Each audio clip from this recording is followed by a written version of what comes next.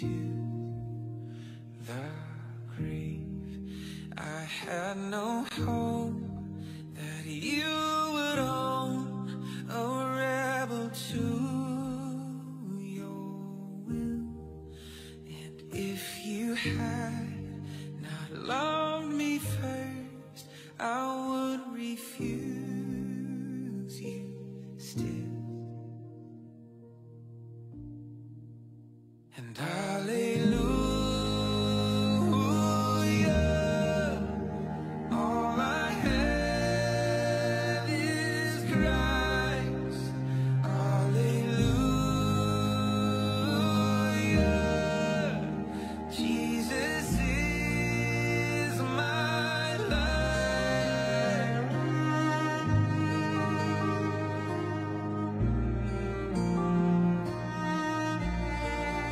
But as I ran my hellbound race, indifferent to the cause, you looked upon my helpless state and led me to the cross. And I beheld God's love displayed. You suffered in my place. You bore the wrath reserved for me. Now all I know is praise. Hallelujah, all I have is Christ. Hallelujah, Jesus is my life.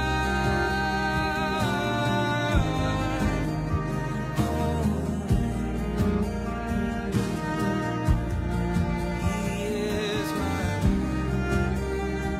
I'm not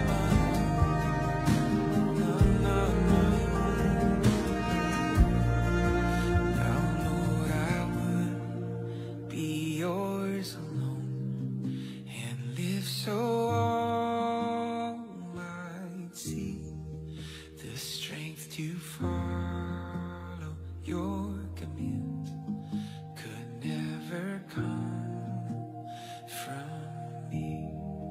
Oh, Father, use my ransom life in any way you choose, and let my song forever be my only boast is you. Hallelujah, all I have is Christ. Hallelujah, Jesus is my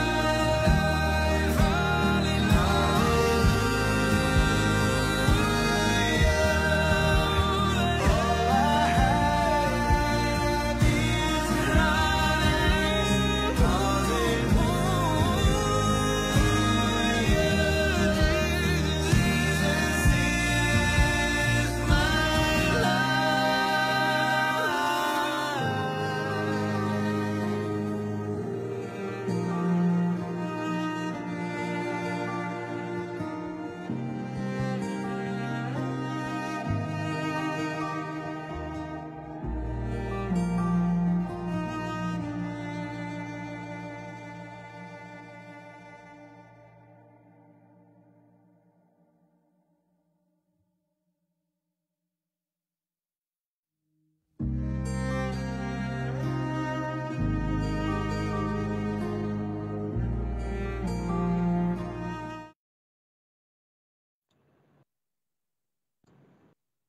Hello, mic test. Sige po. So, hello, good afternoon. So, welcome po sa nandito na, no? Yan sila, Tito Bong, Tita Amy, Tita Susan. Wala pa yung iba. So, yung family ko naman, bumabiyahe po sila ngayon. So, okay lang. Kasi ngayon po, magre-review muna tayo about sa baptism. Since hindi makaka-attend kasi on the way pa sila. So, natapos na po natin yung Matthew about po sa baptism. So, ngayon naman is atin pong babasahin yung account or sulat naman po nila Mark at ni Lucas patungkol sa baptism. So, siguro masasabi nyo na pareho lang. Yes, pareho lang po. Pero meron pong mga konting detalye na maganda rin po na ating makita at mapag-usapan. Kasi magiging malaking tulong po talaga siya. No? So, ayan po. Kumusta po kayo? Sobrang init ngayon. Sana nag-iinit din po ang puso para sa Panginoon lagi. No? So, sige, bago tayo magsimula, hindi po muna tayo magba-Bible memory verse. We will reserve that for next week. Next week na lang yung memory verses, no? Kasi may gusto po akong emphasize sa hapon na ito. Ayun, sana nandyan na din sila Gab, sila Yana, and sila yung iba naman. Okay, so open po natin yung ating mga Bible. Punta po tayo sa Mark chapter 1, verses 9 hanggang 11. So Mark chapter 1, verses 9 hanggang 11. So ngayon po we will practice na sa lahat ng panahon tayo po ay may hawak-hawak na Biblia at matuto na po tayong gamitin yung Bible, navigate yung Bible natin. So pati po sa Lord's Day, no? Pati na rin po sa Night of Psalms, Hymns and Prayers. So please bring your Bible. Okay? So gamit ko kasi English. Andito na lang magtatagalog sa.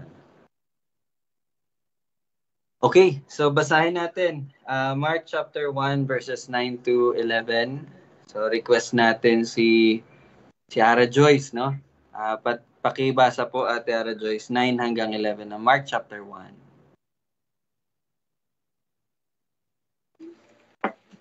Mark 1, chapter 9, verse 11. Na mga araw na iyon ay nanggaling si Jesus sa Nazaret ng Galilea. At siya'y binautismahan ni Juan sa Jordan. Pagkaahon niya sa tubig, nakita niyang biglang nabukas ang kalangitan at ang espiritu na bumababa sa kanya na tulad sa isang kalapate, na may isang tinig na nagmula sa langit. Ikaw ang minamahal kong anak, sa iyo ako lubos na nalulugod. Okay, so salamat. So tayo po ay mag-pray muna. Let's pray. Panginoon namin, tunay nga na ikaw ay banal o Diyos at napakadakila ng iyong pag-ibig. At naway ang bawat isa ay patuloy na umawit sa iyo, Panginoon, sa lahat ng iyong ginawa, sa lahat ng iyong ginagawa, at sa mga pangako na gagawin mo po, Panginoon. Naway alalahanin ng bawat isa ang iyong tipan, ang iyong pangako, ang iyong pagliligtas, at ang pagbabalik mo muli, O Diyos. At sa pag-aalala namin na ito, kami ay patuloy na magagalak, aawit, magpupuri, sasamba sa iyo, O Diyos. Dahil karapat-dapat ka. Ikaw ay banal sa iyong mga daan, sa iyong mga gawi, sa iyong mga pamamaraan.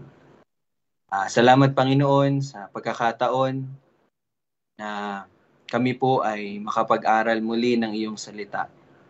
Di namin alam kung may bukas pa, pero salamat dahil sa araw na ito, kami ay binigyan mo ng habag upang lumapit sa iyo sa iyong salita. Ikaw ay banal, O Diyos, naway ang bawat isa ay lumapit sa iyo na itinuturing kang banal, na maunawaan ng bawat isa na dapat kaming lumapit sa iyo na may lubos na pagkatakot lubos na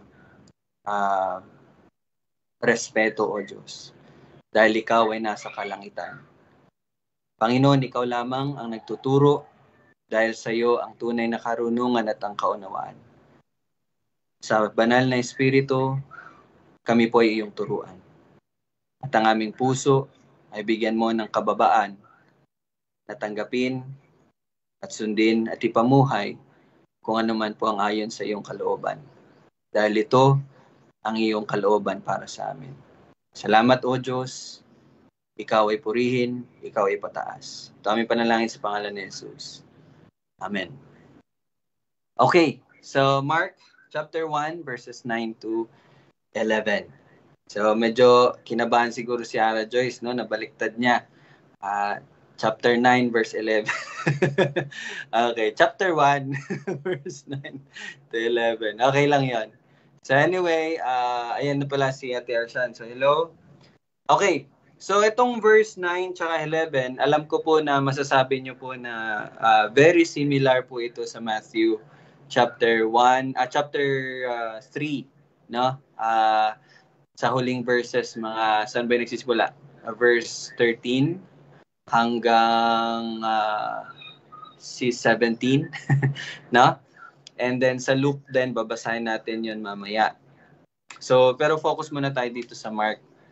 Ano po yung napapansin nyo kay Mark kung ikukumpara po ito kay Matthew, yung pagkasulat niya?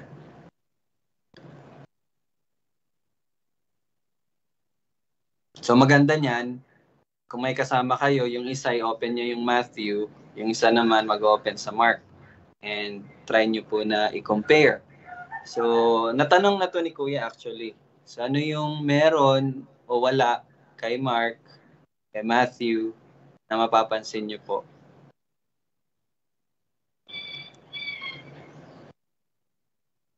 Para mas mapadali po sa inyo, ano yung wala kay Mark na meron kay Matthew?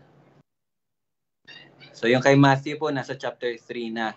Kay Mark, nasa chapter 1 pa lang po itong tagpo na ito.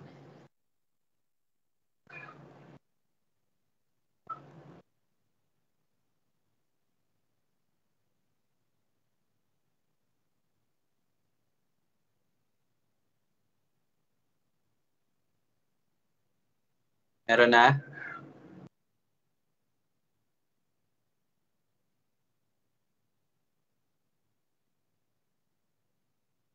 Sagot lang po yung yung may sagot na. Huwag po kayong mahiya.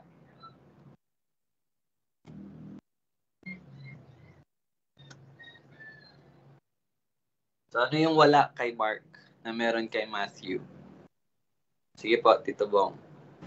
Yung sa Matthew, ay sa Mark, binautismuhan ni Juan siya sa Jordan. At doon naman sa Mateo, hinadlangan ni Juan si Jesus Christ na hindi siya karapat-dapat na magbautismo. Dahil alam niya na ang kanyang babautismuhan ay karapat-dapat at hindi niya katulad.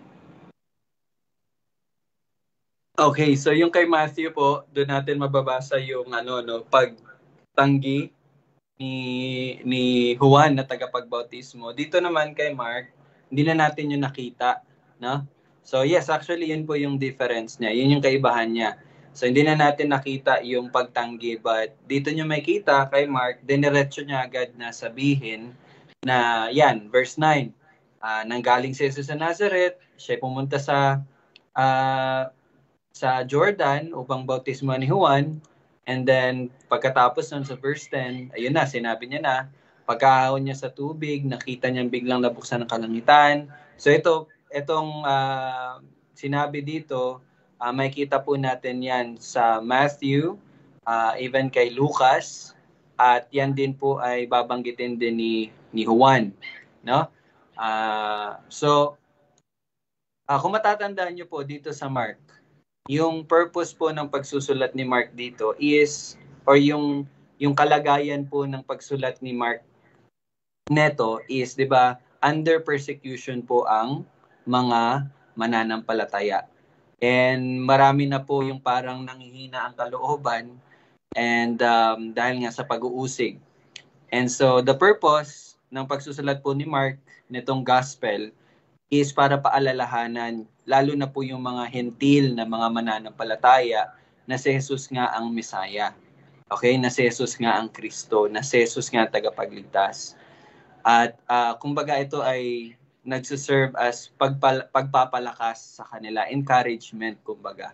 So kaya mapapansin nyo, hindi na po sinulat ni Mark yung tumanggi pa si Jesus, but diretsahan sinabi ni Mark, okay, nagpunta siya from Nazareth to Jordan para magpabautismo, nabuksan ng kalangitan, dumapo sa kanya ang Espiritu Santo, and verse 11, may tinig na nagmula sa langit at nagsabi, ikaw minamahal kong anak, sa iyo ko nalulubos. So, may kita nyo yung parang yung very important na mga details. Yun agad ang sinabi ni Mark. Okay? So, yun po yung gusto kong sabihin sa inyo. That's the difference between Matthew and Mark and Luke. Kay Mark po, diretsahan niyang sinasabi. Kaya nga merong mga nagsasabi ng mga theologians o yung mga nag-aaral, sabi nila, itong pag nagbabasa ka ng Mark, parang ano daw to, yung shotgun. Kasi direkta talaga yung bag, yun agad. Wala nang ibang sabi-sabi pa. Wala nang ibang detalye pa, no? I think wala tayong makababasa na genealogy kay Mark, di ba? So hindi na natin yun mababasa. So kay John naman, iba naman yung yung purpose niya, kaya wala din atang genealogy. So you see, napakahalaga po na maintindihan natin yung purpose ng pagsusulat nila para maintindihan natin bakit si Mark, si Matthew naka chapter 3 na, baptism pa lang. Si Mark chapter 1 pa lang, baptism na. So doon yung makita, di ba? Kasi nga yung purpose ng pagsusulat. Pero meron po akong side na ibibigay sa inyo na information patungkol po dito sa Espiritu. Hindi niyo po ba napansin na nung sinasabi ito na ang Espiritu na bumababa sa kanya, punta kayo sa verse 10, no? So biglang nabuksan ng kalangitan at ang Espiritu na bumababa sa kanya na tulad sa isang kalapati. So tanong ko lang po sa inyo, sa tingin niyo po ba ito ay parang bagong information na yun nga, parang pagdating ng Mesaya, may Espiritu na bumaba sa kanya? Or ito po ba ay parang nakatakda na din? Ito ay nasabi na. Kumbaga, familiar na rin ng mga Hudyo dito patungkol sa Espiritu. Or ito ay parang, alam niyo yan, bago na, okay, pagdating ng Mesaya, binautis mo siya, tapos may Espiritu. Wow, what is Spirit? Ano yan? Or sa tingin niyo po, alam na po nila itong Espiritu na binabanggit dito?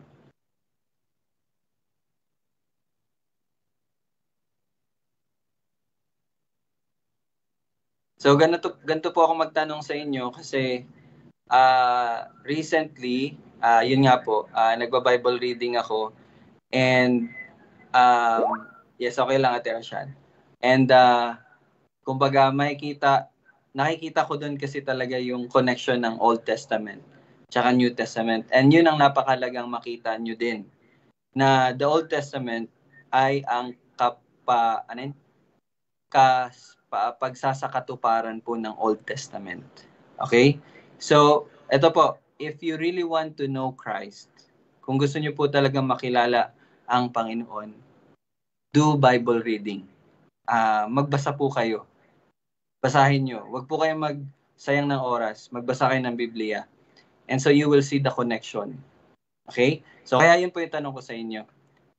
Ito po ang Espiritu ay bago or nasabi na? Sige po, Tito Bong.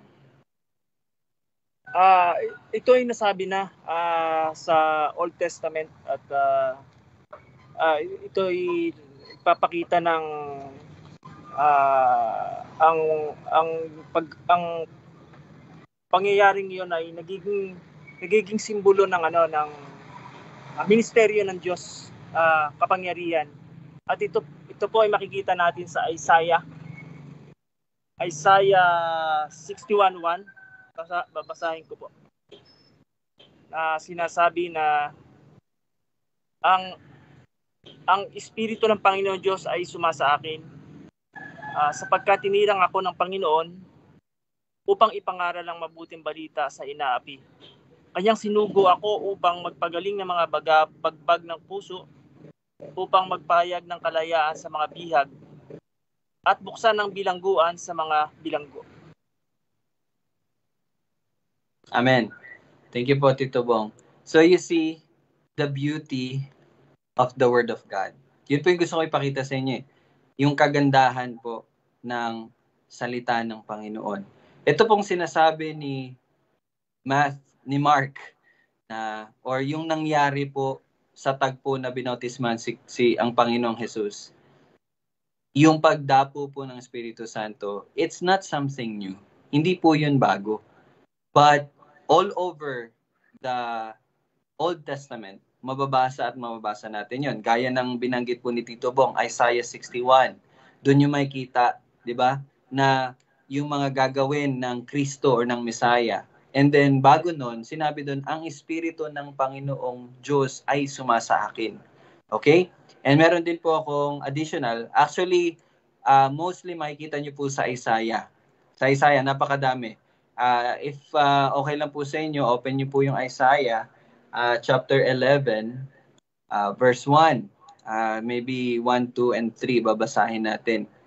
So, chapter 11, verse 1, 2, and 3. So, anong sabi dyan?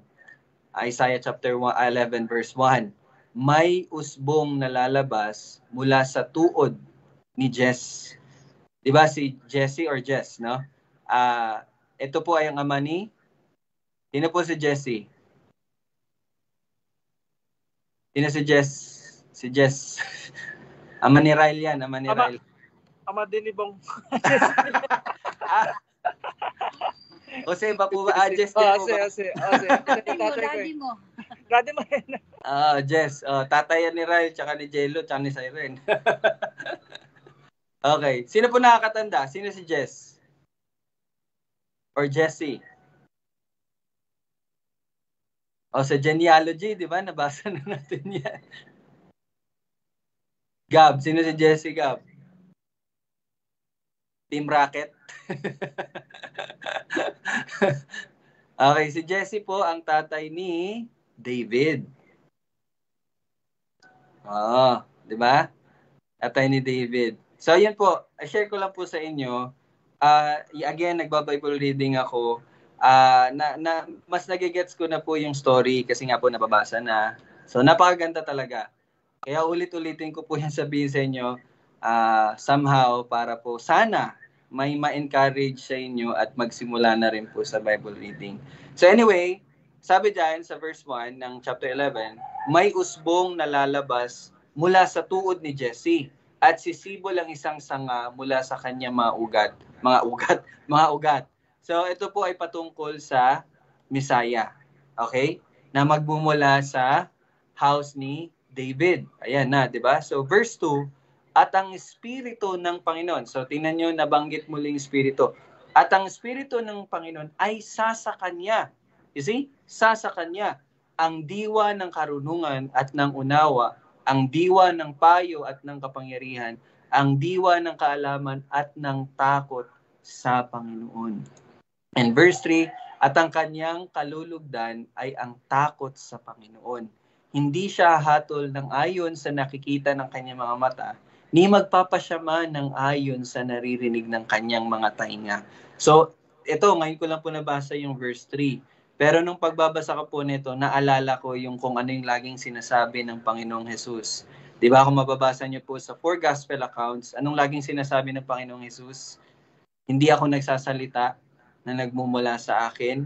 Hindi ako gumagawa ng mga nagmumula sa akin. At lagi niyang sinasabi, kung ano ang nakikita ko sa Ama, yun ang aking ginagawa. Kung ano ang sinasabi ng Ama, yun ang aking sinasabi. Kung anong ginagawa ng Ama, yun ang aking ginagawa. So you see, makikita niyo po dito again, yung kagandahan po ng salita ng Panginoon. And makikita niyo po dito na totoo po talaga ang Diyos. Imagine, ito pong Isaiah Ito po ay nasulat thousands years ago. Okay? Agwat mula dito sa Isaiah hanggang doon sa pagbabautismo kay Kristo. Pero makikita niyo po dito yung alam niyo yun, yung parang sinulat lang siya ng isang araw, ng isang tao. And yun po talaga ang dapat yung makita. Iisa lang po talaga ang nagsulat dito. Okay? And then, yun lang po, medyo bibigyan ko lang ng diin yung sinasabi dito sa Isaiah 11, takot sa Panginoon. Let me remind each one of you, bawat isa sa atin, dapat po hindi mawala ang takot sa Panginoon. Bawat isa po sa atin, kailangan naintindihan natin na sa ating pong pagharap or paglapit sa Panginoon, lagi po natin siyang ituturing na banal. Lagi po natin siyang, alam niyo yun, kaya nga po talaga maging maingat po tayo sa pamumuhay natin. At ang pamumuhay natin ay dapat puno ng takot sa Panginoon.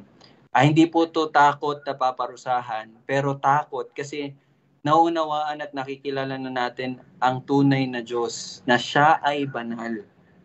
Okay? Siya ay banal. And so, hindi po tayo maaari na pabanjing-banjing na lang sa ating pamumuhay. Okay? Lagi ko po talaga itong bibigyan ng pansin. Lalo na po ngayon, again, ulitin ko po, sa pagbabasa ko po ngayon ng Bible, almost 50% na po ako sa Old Testament. Matatapos ko na yung Old Testament. Malapit na. Konting araw na lang. 2 weeks or 3 weeks, God willing, matatapos ko na yung buong Old. Pero doon ko po nakita ang kabanalan talaga ng Panginoon. Imagine, let me share this to you. Imagine po yung arko po ng Panginoon. Okay? Alam niyo yung Ark of the Lord?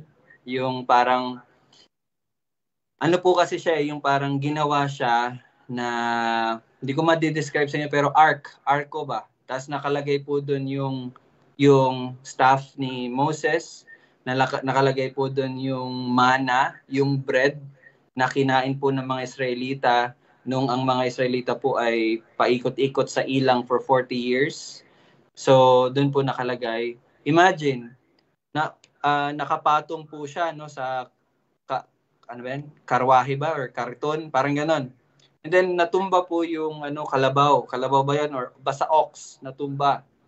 Siyempre, pag natumba, mahuhulog yung Ark of the Covenant. Hindi Ark of the Lord, Ark of the Covenant. Mahuhulog siya. Pero imagine, yung isang tao, hinawakan niya yung Ark of the Covenant para po hindi mahulog. Siyempre, inalalayan niya kasi nga, di ba, matutumba. Pero imagine ano po ang nangyari. Alam niyo ano nangyari doon sa humawak para hindi matumba, hindi mahulog yung Ark of the Covenant? Pinatay po ni Lord. Pinatay ng Panginoon. Then tatanungin niyo, bakit niya pinatay? Anong mali doon? Tama lang naman yung ginawa niya kasi mahulog na di ba? Mahulog na. So, siyempre, dapat alalayan mo para hindi mahulog. Pero pinatay po siya ng Panginoon. Bakit? Kasi po ang tanging inatasan ng Panginoon na maglingkod sa Kanya ay ang mga, sino? Ay ang mga Levites. Diba? Yung mga Levites po, sila po ang mga pari. At sila lamang po ang dapat maglingkod sa templo ng Panginoon. Lahat po ng related sa templo ng Panginoon, dapat mga Levites lang. And yung nakahawak po doon, hindi po siya Levites. Kaya po nagalit ang Panginoon, pinatay siya ng Panginoon. Even si David, nagalit siya kay Lord. Bakit gano'n na nangyari? Sabi ni David, bakit gano'n na nangyari? Wala namang mali doon. Pero kalaunan, naintindihan at naunawa ni David, bakit po yun nangyari? Mababasa po natin yan sa 1 Chronicles, chapter 15 or 16. And sinabi po doon, dahil ang tanging dapat maglingkod lang, ang inatasan ng Panginoon is mga Levites lang. So walang ibang hawak sa Ark of the Covenant, walang ibang hawak sa mga bagay sa templo, dapat mga Levites lang. So ano yun para sa atin? Wala na yun para sa atin. Ngayon, kahit hawakan mo yung Ark of the Covenant, di ka mamamatay. Pero, ibig sabihin ba nun, wala na siyang halaga? Hindi. But pinapakita po doon kung gaano kaseryoso at kung gaano dapat tayo kaingat na sumunod sa kung ano man ang kalooban at sinasabi ng Panginoon. Kaya nga po, let each one be reminded, takot sa Panginoon. Fear the Lord. Fear the Lord. Maging maingat po tayo. Wag po kayong maglalaro. Wag po kayong maglalaro. Ang Panginoon ay nasa itaas. Siya ay Diyos. Okay? Siya ay Diyos. So, yun lang. Gusto ko lang po i-share po yun sa inyo. Kaya, ako din personally, as much as possible, lagi ko po talagang ginagawa na maging maingat na din. Kahit yung sa mga... Pero again, nagla-learn pa rin po. May mga bagay na nagagawa, nasasabi, pero by the grace of God, unti-unti po na ini-improve naman ng Panginoon. Okay, so yun na po. Gusto ko i-share po yun sa inyo. So, yun po yung sa Mark. Ngayon, punta na po tayo sa Luke para matapos na yung sa baptism. Let's go to Luke chapter 3. Verses 21 and 22. Okay, 2 verse lang to. Nasa na yung dalawa mong mga dalagita, Tita Susan? Wala. Okay, baka sa signal, no? Sige, Luke 3, 21 to 22. Sige, request ko si Gab, no? Pakibasa Gab yung 21 at 22.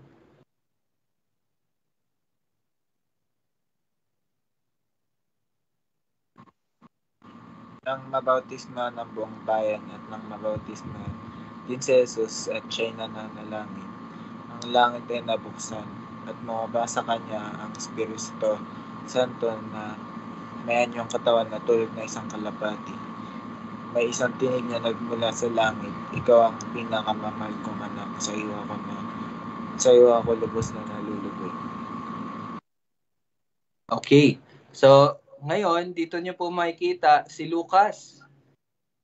Actually, si Lucas po, no, kung ikukumpara natin sa tatlo, ibahin na lang po natin si John kasi iba po yung pagkasulat ni John, iba yung anggulo na sinusulat ni John. Pero itong si Matthew, Mark, Luke, halos pare-pareho sila.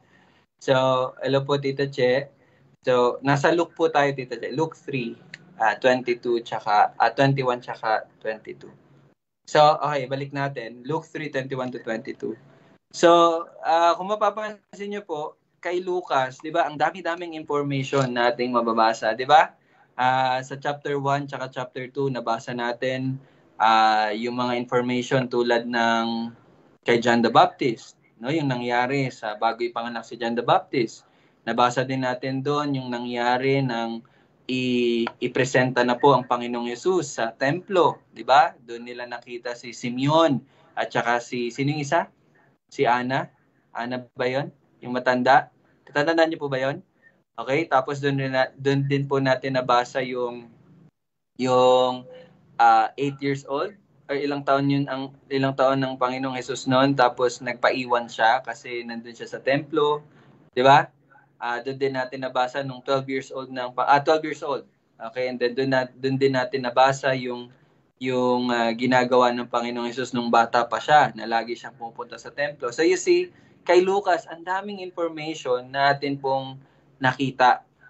Pero surprisingly, itong parte naman ng pagbabautismo kay Jesus Christ, 2 verse lang. Mas maikli pa siya kaysa kay Mark. So, ngayon po, tatanungin ko po kayo, ikumpara nyo po ang Luke 3:21-22 sa Mark chapter 1, 9-11, and Matthew 3, 12-17. Ano po yung meron kay Luke na isinulat na wala po kay Mark at kay Matthew? Pareho po kay Mark at Matthew, wala. Pero meron kay Luke. Ano po iyon? Ano yung iisang salita na meron kay Luke na wala kay Mark at Matthew? Dito sa tagpong ito, yung pagbabautismo po. So, bigyan ko po kayo ng time.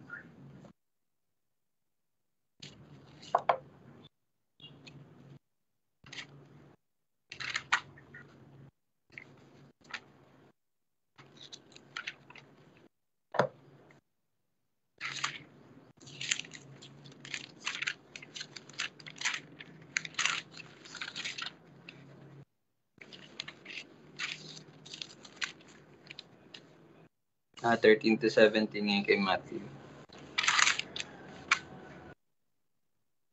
Sige, ano po? Ano yung salita na meron kay Luke na wala kay Mark at Matthew?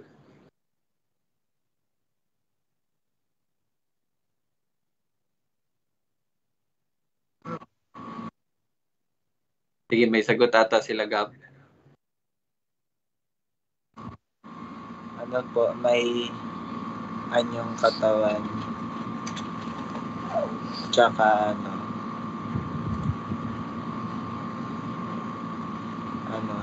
siya'y nananalangin. Okay. Thank you, Gab. So, nabanggit ni Gab yung about po sa anyong katawan. Actually, meron din yan kay Matthew tsaka kay Mark. Siguro iba lang yung wordings nila. Pero yung gusto ko pong i-highlight dito, yung salita po na meron kay Luke, wala kay Mark at Matthew, is yung salita po na nananalangin. Okay? Diba? Mapapansin niyo po, hindi po nabanggit kay Mark, hindi rin nabanggit kay Matthew, na sa pagpapabautismo pala ng Panginoong Jesus, habang ginagawa po yun, nananalangin po ang Panginoong Jesus. Kay Luke lang ito na isulat. And masaya ako na nasali ito ni Lucas. And ito ang isa sa bagay na dapat po din natin, again, maunawaan. So, sabi dyan, sa Tagalog, no? Sa verse 21 ng Luke 3, nang mabautismuhan ang buong bayan at nang mabautismuhan din si Jesus, at siya'y nananalangin, ang langit ay nabuksan. No? Siya'y nananalangin, ang langit ay nabuksan. And then sa verse 22, yun na po yun, bumaba ang Espiritu Santo, and then may tinig. Ayan, alam na po natin yan. Na-discuss na po natin yan. So let's focus on this word. Siya'y nananalangin. At siya'y nananalangin, and then ang langit ay nabuksan. So ngayon po, tanungin ko po muna kayo, ano po yung epekto, ano po yung parang dating nitong salita na ito sa inyo nung nabasa niyo po ito? Ano po yung makikita niyo sa Panginoong Jesus?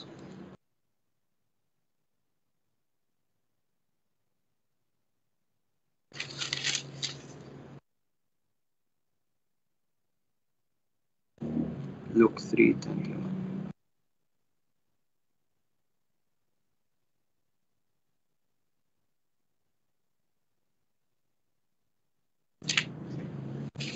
Grabe, no?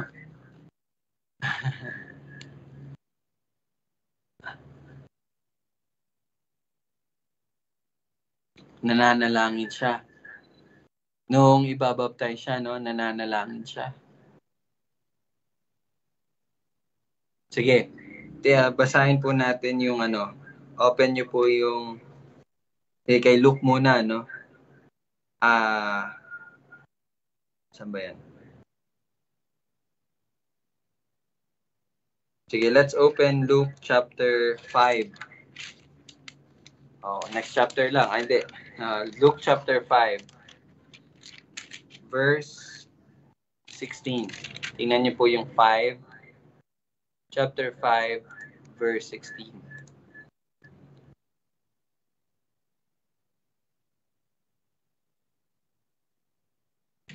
Basahin natin yung 15 pala and 16. Sige, request ko po si Tita Susan. Pwede pakibasa yung Luke chapter 5, 15 at 16. Nakita niyo na po ba? Okay po, chapter 5, Luke 5, verse 15 and 16. Ngunit lalo pang kumalat ang balita tungkol kay Jesus, kaya't dumaragsa ang napakaraming tao upang makinig sa kanya at mapagaling sa kanilang mga sakit. 16. Ngunit si Jesus naman ay pumupunta sa mga ilang na lugar upang manalangin. Okay. Para makita nyo po, maunawaan nyo po, ito po yung time na nagsimula na po ang Panginoong Jesus sa ministeryo niya at marami na po siyang pinagaling, marami na po siyang pinalis ng mga demonyo. Kaya nga pinabasa ko yung 15. Pero pansinin niyo po sa 16. Imagine, napaka-busy po ng Panginoon upang magpagaling. Pero verse 16, anong sinabi? Subalit, umalis si Jesus patungo sa ilang at nanalangin. Okay? Imagine that. No? Very busy, pero anong ginawa niya? Pumunta sa ilang at nanalangin. Sige, punta tayo sa chapter 9 ng Luke pa rin. Verse 18. Basahin natin yung Luke chapter 9, verse 18.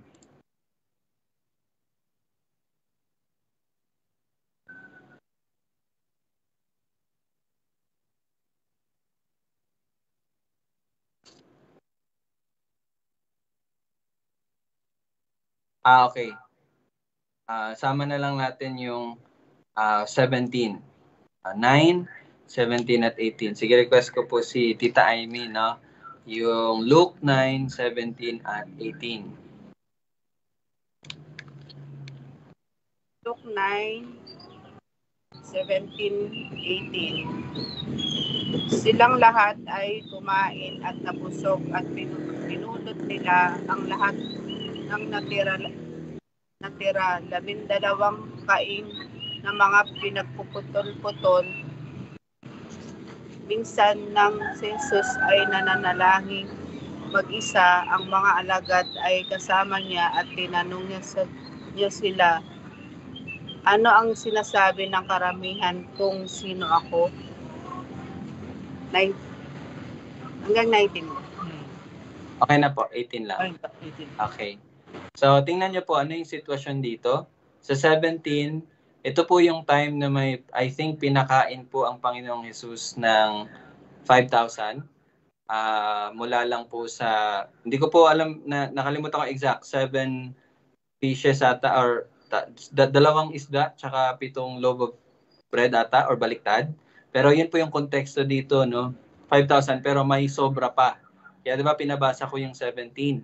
Pero ang highlight dyan is verse 18. Minsan, no?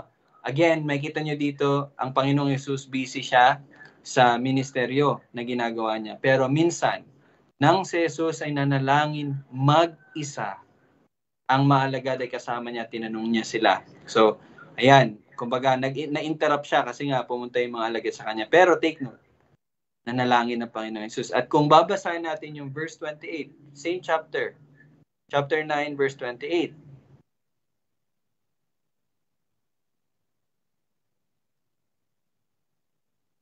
At pagkaraan ng mga 8 araw, pagkatapos ng mga salitang ito, isinama ni Jesus sina Pedro, Juan at Santiago at umahon sa bundok.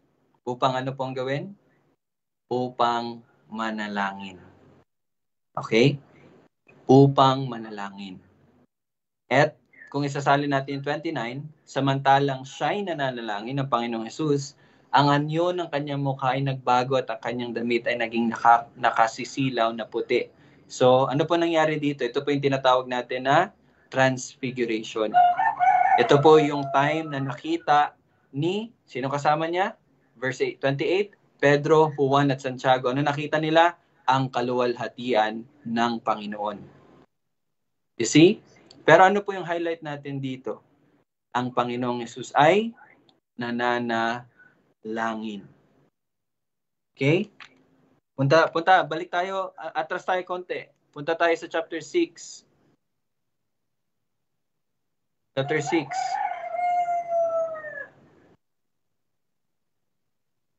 Verse 12. Okay? Chapter 6, verse 12. Pakibasa daw, Jamie.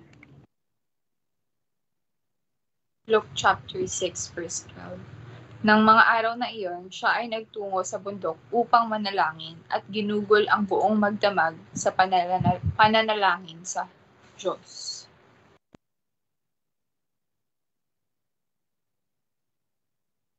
Okay? Ano pong ginawa niya? Nang mga araw na iyon, siya ay nagtungo sa bundok upang manalangin. At anong ginawa niya? Ginugol ang buong magdamag. Imagine, ginugol niya yung buong magdamag. sa pananalangin sa Diyos. Bakit? Kung titingnan natin yung konteksto, mababasa natin yun sa verse 13. Kinaumagahan, itinawag niya ang kanyang mga alagad at siya'y pumili mula sa kanila ng 12 na itinalaga niyang mga apostol. So bago po siya gumawa ng desisyon, bago niya po i-appoint yung mga apostol, anong ginawa niya? He prayed. Nanalangin siya.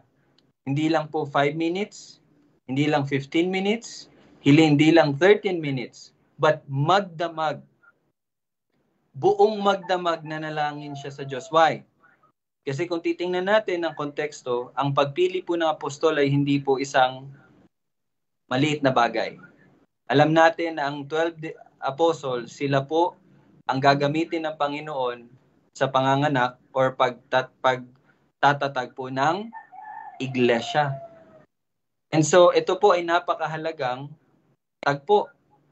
At sa halaga ng tagpong iyon, anong ginawa ng Panginoong Hesus?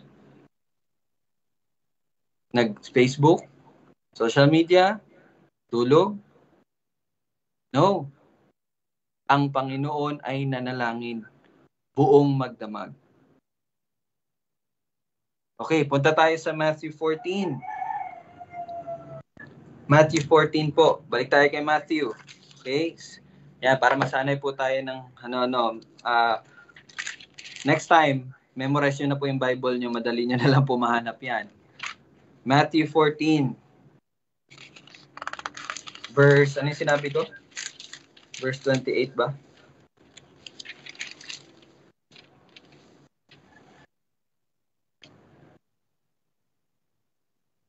Verse 23. Basahin natin yung 22 din. 22 and 23. Sino pwede magbasa? Sige, si Tito Bong po, no?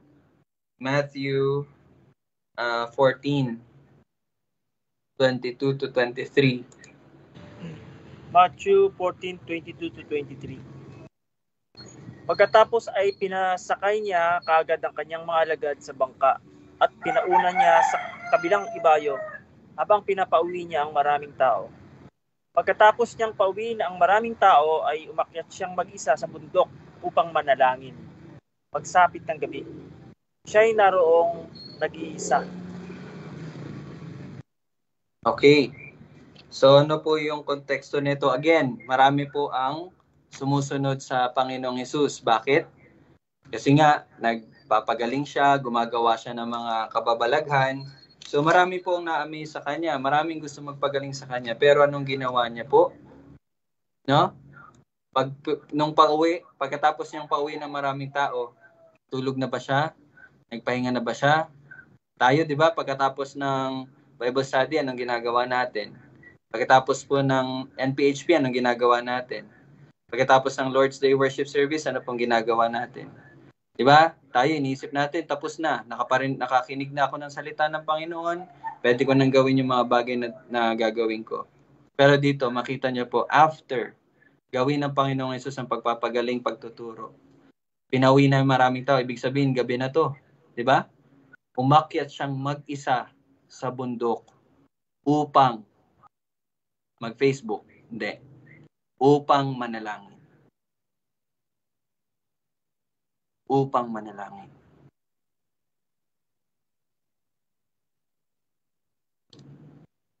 Diba? So, tingnan pa natin ulit, no? Yung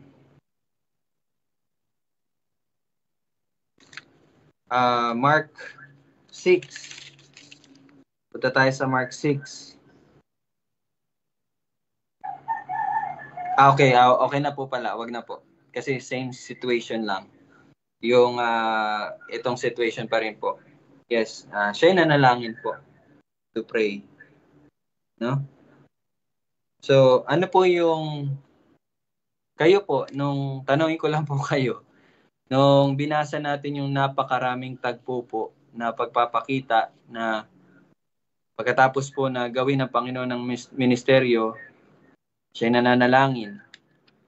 At bago po siya gumawa ng kahit anong bagay na related sa ministeryo niya, madaling araw, siya po ay nananalangin.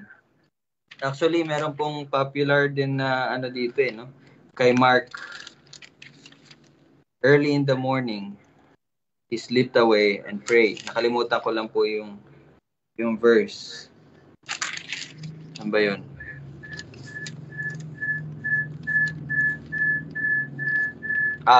Tingnan niyo po yung Mark.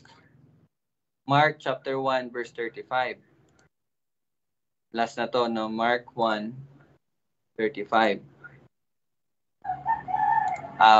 Basahin din natin yung 34, sorry. Mark 1:34 to 35. So, si Tita Che. Pwede po, Tita Che. Marcos chapter 1:34 at 35 po. Marcos 1, verse 34-35. At nagpagaling siya ng maraming iba't ibang may karamdaman at nagpalaya siya ng maraming demonyo. Hindi niya pinahintulutang magsalita ang mga demonyo sapagkat siya'y kilala nila. 35. Nang madaling araw, habang madilim pa, pagbangon ni Jesus ay lumabas siya at nagtungo sa isang ilang na lugar at doon ay nanalangin. Okay, imagine, again, verse 34. Nagpagaling siya ng maraming iba't ibang may karamdaman at nagpalayas ng maraming demonyo. No? All day, all night, siya ay naghahayag ng magandang balita. Siya ay nagpapagaling ng mga may sakit. Siya ay nagpapaalis ng mga demonyo. Pero tingnan niyo po verse 35. Nang madaling araw. Ang ganda basahin nito sa English. Very early in the morning. Ano ginawa niya? Very early in the morning. While it was still dark. Dilim pa, wala pang araw, hindi pa sumisikat ang araw. Jesus got up, siya ay bumangon, lumabas siya, at nagtungo sa isang ilang na lugar. At anong ginawa niya doon? At doon ay nanalangin.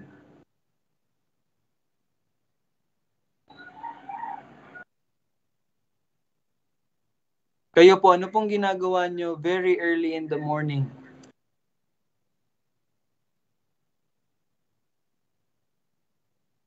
Anong unang ginagawa niyo po?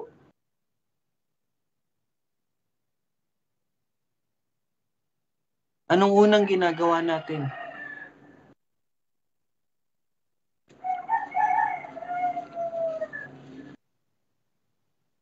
You see? Jesus is the Son of God. Siya po ay Diyos.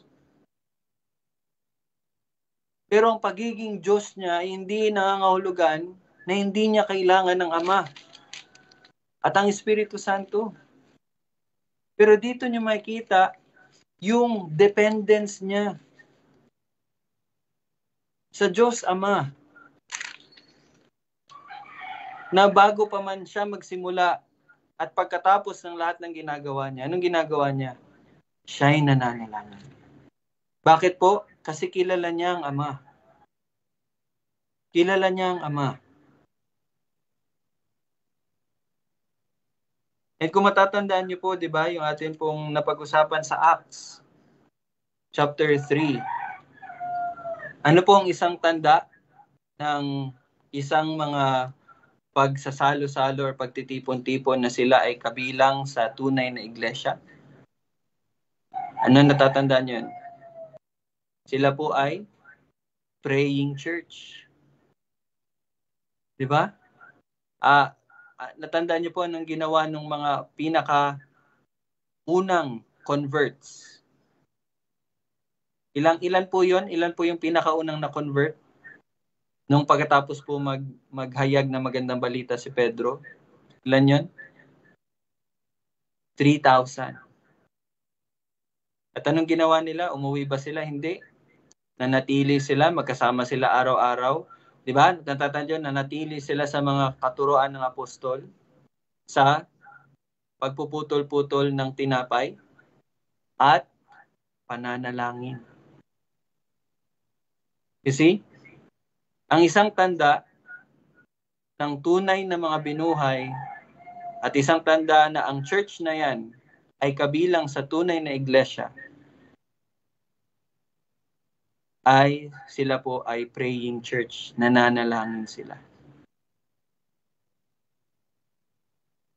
So, ito po yung bagay na dati ko pa po talagang sinasabi sa bawat isa at laging pinapaalala. And napakahalaga po talaga nito. Ito po yung basic. Kanina, narinig ko si Yana, pinapakain niya yung pusa.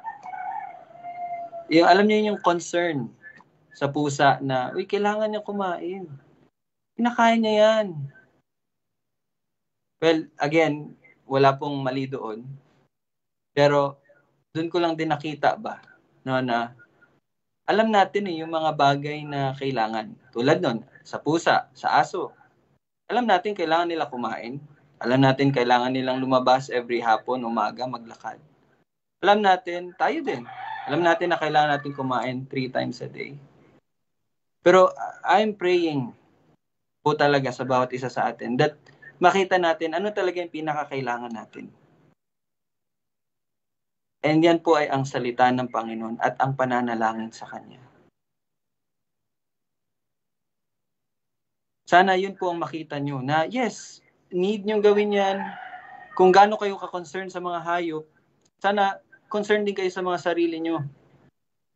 Sana nakita nyo din yung need nyo. Again, I am no against pet lovers. Pero sana maunawahan natin na may mga bagay na mas mahalaga kaysa sa mga ganung bagay na mas dapat nating unahin.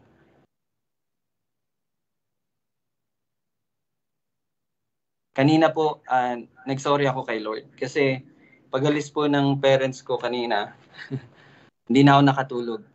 And kasi naano ako sa pag-scroll sa Facebook. And then I spent 1.5 hours. Pagkatapos noon, nag-grieve talaga ako. Sabi ko, Lord, sorry. Na yun ang ginawa ko instead of reading the word, instead of praying. So pagkatapos niya, I prayed to God and said sorry. Sabi ko, sorry Lord, na yun ang sinayang ko yung oras ko sa ganun. And so, bakit ko po yung sinishare sa inyo? Para may pakita na hindi lang po kayo, pati ako rin. May mga time na nakakaganon. Pero yun nga, ang maganda kasi, by the grace of God, nandun na sa puso yung alam na natin kung ano yung mahalaga. And naririnig ko naman kayo, sinasabi niyo naman, ito yung mahalaga, ito yung ganyan. Yes, mabuti po na alam niyo po yun. Pero hanggat hindi po tayo kumikilos na ginagawa yun, hindi pa rin po yung kompleto. Diba po? So, may isang gabi na nanalangin ako and napaiyak talaga ako. And I'm really praying for each one of you. Na sana maging ganun na puso natin. Katulad ng puso ng Panginoong Jesus. Na sa lahat ng ginagawa niya, He prayed. Bago pa man, pagkatapos, siya'y nananalangin. Sana makita niyo po, and may God show to you the importance of prayer. No? Basic. Kaya po ng kailangan kumain ng pusa ni Yana, sana maintindihan niyo po din na kailangan niyong manalangin. Kailangan niyo ng salita ng Panginoon. Hindi siya added. Hindi siya dagdag sa atin. Hindi. Yun yung kailangan natin. Kaya nga po, di ba, napakaganda na nasimulan din natin kahapon. Anong sabi ng Panginoong Jesus? Man does not live on bread alone, but by the very words of God. Yun din po tayo. Yun po ang ating buhay. We live by the very words of God. And hindi po ibig sabihin no, na basa-basa ka lang aral-aral. We pray. Pray. Pray. Ayun po mga kapatid. Yun lang po yung gusto ko pong i-share. And baka po may idagdag po kayo at may i-share po, no? Or baka may prayer request. Ayan, si Tito Bong po. Yun din yung ano sa akin wala ba yung yung minsan yung kailangan yung pagpapahayag natin ng pagpapahayag na kaugnayan natin sa sa Diyos. Para bang kumbaga mas nasasiyahan tayo sa mga bagay na kasama natin araw-araw. Yung panalangin na gugulin natin yung nalalaan sa Diyos kasi yun lang yun ang minsan kailangan nating yung kaugnayan natin at papapahayag na matalik na pagpapahayag sa Diyos. Lalo na sa panalangin. Lalo na paggising sa umaga. Isa rin yan, paggising sa gabi. Importante talaga na kung nasisiyahan tayo sa mga bagay na nagagawa natin dito at kasama natin yung mga mahal natin sa buhay, mas lalo na pagkukulan natin ng yung kahalagahan ng panalangin na mas better pa doon sa mga ginagawa natin dahil mas gugulin natin yung oras. Ayun, yun lang para Parang inano yung Tito Bong, yung relationship, no? Yeah. Kasi, kaya, tama nga naman, masaya tayo. Di ba po? So, Makipag-usap. Di ba? Makipag-usap, makipag-banding. Pero yon yung prayer po din talaga is, that's our communication, di ba?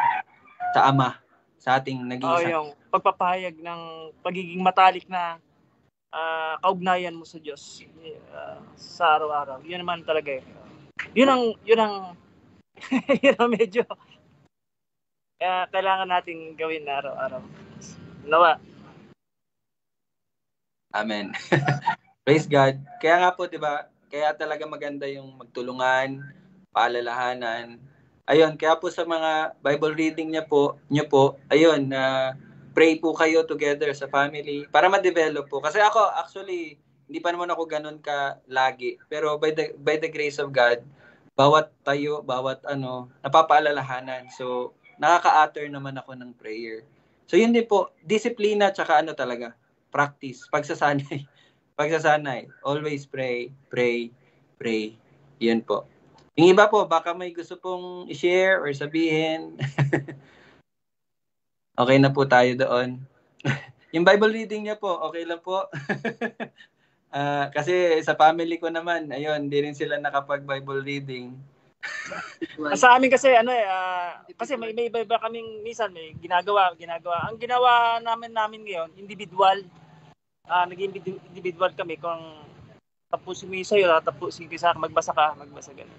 Kasi minsan kung sama-sama kasi minsan may ginagawa yung gano'n, minsan may pagkakataon na kailangan may mas maganda talaga yung personal mong individual na magbasa ka sa sarili mo lang. Tapusin mo yung pinapagawa sa iyo ng Diyos.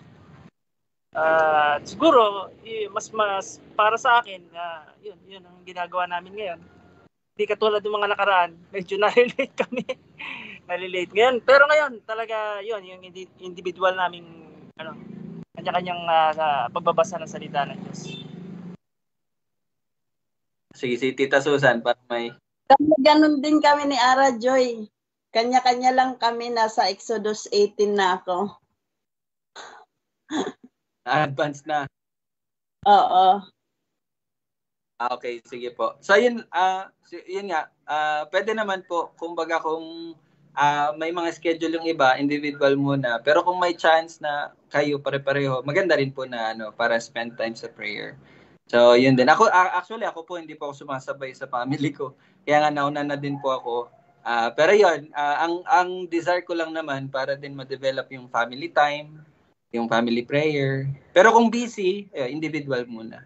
So, kayo na lang po parang assign. Ngayon, free tayong lahat. Okay, basa tayo and pray. Hindi naman, sige, basahin mo to, individual muna. So, ganun na lang po. Oo. So sige po, no? So patuloy po tayong magtulungan, ma-encourage, paalalahanan.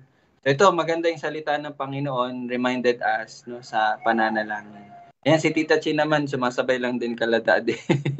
Okay. Sige po. Ah, sige po, Tita Che. Baka may ano ka. Hindi kami nagbabasa naman kami, kaya lang nung pumunta sila dyan, na-stop lang. Sabi nga, Bakasyon. na kami kanya-kanya. Oo nga po. Yun nga din, palalanan ko din si Daddy, no? Medyo naano rin si Daddy na nandito. Anyway, ayun, yung mga ano talaga, may mga weaknesses po tayo, kaya kailangan natin talaga magtulungan. Okay. Sige po, so yun lang. Bukas, next week po pala. Yes. Ko lang po kung may Bible study kami mamaya. Wala po muna kasi ano pa po darating si Daddy. Oo. Tsaka hindi rin siya nakapag-ready ata. Oo. Okay, Papaluin muna siya ni Tito Bong. tayo na lang. Sige po. Next week na lang po kayo. So bukas po, Night of Samson and Prayers, 7 p.m. Okay. Sige po, pray po muna tayo, no? Bago tayo mag-end. Let's pray. Panginoon po namin, maraming salamat. Tunay nga na ang Panginoong Yesus ang aming perpektong halimbawa at pinakita dito ang kanyang depend lamang sa iyo, aming Diyos Ama, at siya'y nananalangin even kahit madilim pa bago niya gawin ang kanyang ministeryo at pagkatapos niyang gawin, siya'y nananalangin. Panginoon, salamat dahil ito rin ang ngayon patuloy mong ide-develop sa buhay ng bawat isa, na ang bawat isa ay patuloy at laging mananalangin sa bawat pagkakataon na may mga nangyayari sa aming buhay, o kahit wala man, kahit kami nakaupo lang, nakahiga. Remind us always to pray, O God, na dahil maunawaan ng bawat isa na ikaw ang soberanya sa lahat. Salamat, O Diyos, sa patuloy na pagtutuwid mo, pagtatama mo, at pagpapalago sa iyong iglesia dito sa Kabkaben, sa East Community Church, para po sa iyong kaluwalhatian. Maraming salamat, Panginoon. We bless you, we honor you, we thank you. In Jesus' name we pray. Amen. Thank you po. Sa nanood online, Tita Bing, thank you. Bye-bye po, God bless. Ingat.